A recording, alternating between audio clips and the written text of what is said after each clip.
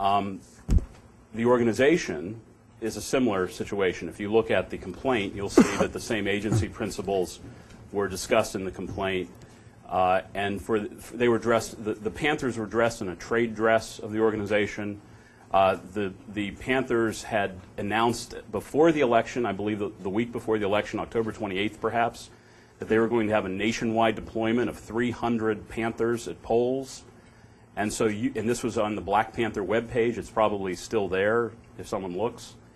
So when you have an organization, whether it's the KKK or the Black Panthers or the Aryan Nation, announcing before an election that they're going to do X, and then on election day X occurs, as Mr. Katz has testified, it might create agency liability for that organization.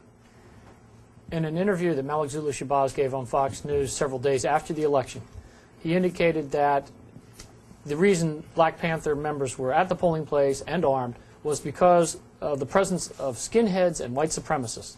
Did you all look into those allegations? Well, that's one of the questions about the extent and nature of the department's investigation I will not answer, but I can say that no credible public information has ever appeared to establish there were skinheads. If you listen to that interview, and you may get to this in your question, next question, Mr. Malik Shabazz said on Fox News that the use of the weapons, I believe, was an emergency response, that, again, he was endorsing the behavior of the Panthers on Election Day in Philadelphia. So, you know, you have him on national television saying that he was involved in this incident in Philadelphia in one way or another.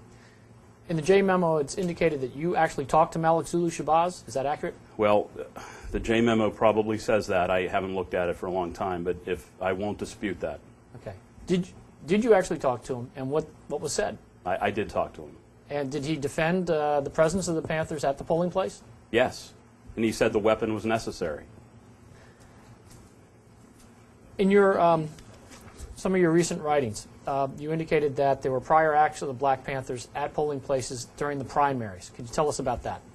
I can, and let me stress that this is very preliminary, and this is also in the public domain if anybody cares to actually do some work and look at it. There were indications, and I will concede indications is not admissible evidence, but indications are where every single case starts. There were indications that the Black Panthers were also doing the same thing to supporters of Hillary Rodham Clinton in the primaries, especially and particularly, I believe, in March and April of 2008. Those were simple indications that certainly would have been followed up on at some point by me, because I don't ever leave any stone unturned on these kind of cases, if it had gone forward. Had there been a beginning of this activity going back into the primaries, it would have been very, very significant, from my view, to what was happening on Election Day. When did you become aware, though, of alleged acts during the primary? Before the prosecution of this case? No, certainly not before. It never came to my attention before the prosecution of this case. But at some point in 2009, I picked up on some information that indicated this behavior was happening well before November 4th. Now, on their website, the date is in question, but the Black Panthers allegedly renunciated the acts that occurred on Election Day and also suspended Jerry Jackson and King Samir Shabazz. Was there any indication that these acts occurred directly as a result of the election, like right after Election Day, or that it occurred only after the lawsuit was filed? I think it only occurred after we started calling Malik Zulu Shabazz to talk to him. I mean, that's my view. One of those comments renunciating the event was dated, anyway, Election Day. Do you have any indication whether that actually occurred on Election Day or whether it was posted sometime and just backdated? Whether or not this information was on the web for the public to consume on Election Day or shortly thereafter or on January 4th when the lawsuit was filed, I cannot conclusively answer with certainty. Okay. At this point, I'd like to walk through some of the chronology of the Panther case, and we have up on the screen some of the more important dates, but you should have it also in front of you. But let me walk you through. First off, the suit gets filed. The defendants are served, but they don't file an answer, correct? That's correct. They didn't file an answer. There's no answer in the public record. And the failure to file an answer under Federal Rule 8 means that liability is conceded, right? All facts as pled are taken in favor of the plaintiff in that circumstance. As indicated, on April 28th, the record that we have received indicates that notices were sent to the defendants of the department's intent to seek a default judgment. But press reports indicated something occurred on April 29th with regard to an objection by Mr. Rosenbaum. Can you tell us about that? I really can't. I mean, again, I'm not going to discuss the internal deliberations that went on, and particularly this time period, about the merits of those deliberations. I'm not going to talk about what the arguments were on each side. As I've stated in my opening, while I may not concede that that's deliberative process at this point, I'm nonetheless going to respect the department's position that that's deliberative process. All right. This is part of a press report that occurred in the Weekly Standard. Let me just ask you, factually, did Mr. Rosenbaum note an objection that date? Well, I think Mr. Perez told you that he did, and I'd have no reason to differ with that testimony of Mr. Perez. And was that the first objection noted by anyone higher up?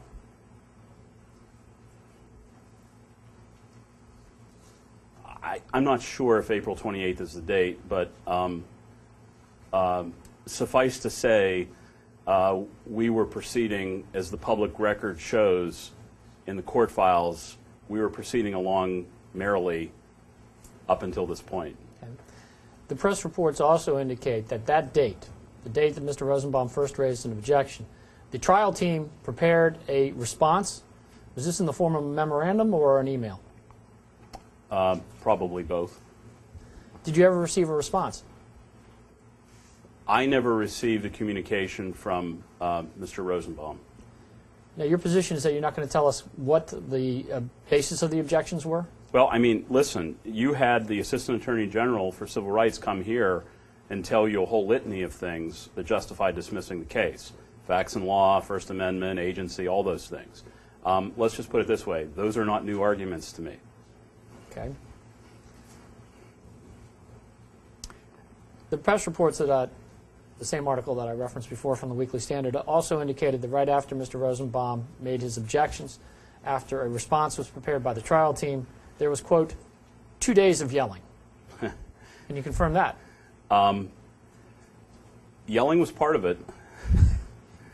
There were other things, profanity, tossing of papers at each other, all-nighters. All-nighters by the trial team Correct. defending their position. Correct. In any case, on May 1st, the motion to extend the deadline was filed to evidently give more time. Is that correct, for the department to consider what it's going to do? The face of the pleading, I believe, states that due to the weighty issues involved in this case, we need more time to consider what would be an appropriate remedy. Okay, so the department buys itself an extra 15 days. That's right. And during that 14 days, what occurs? More of the same. Well, let me show you, or you should have in front of you what's marked as Exhibit B, which is a remedial memorandum dated May 6, 2009, which we have received as part of our investigation. Is that an accurate copy of that memorandum? I suppose it is. It doesn't look... I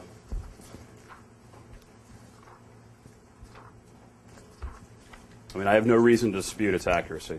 Okay. Again, on the front, it indicates that Mr. Coates, Mr. Popper, yourself, and Mr. Fisher all join in support of the memorandum. Is that correct? As I stated, it is customary practice in the department to not attach somebody's name to a document with which they disagree. That memorandum, if you won't talk about it, the public can at least review the memorandum, and it points out or addresses a variety of arguments, including First Amendment concerns. One of the matters that Mr. Perez testified about was Rule 11. He made public comments before Congress indicating that there are Rule 11 concerns. Could you describe for the public what Rule 11 is and why that might have caused consternation among the trial team? Yeah, this is an issue near and dear to my heart. Rule 11, any lawyer knows, is an ethical obligation to only sign a complaint or a pleading that can be supported by the facts or the law.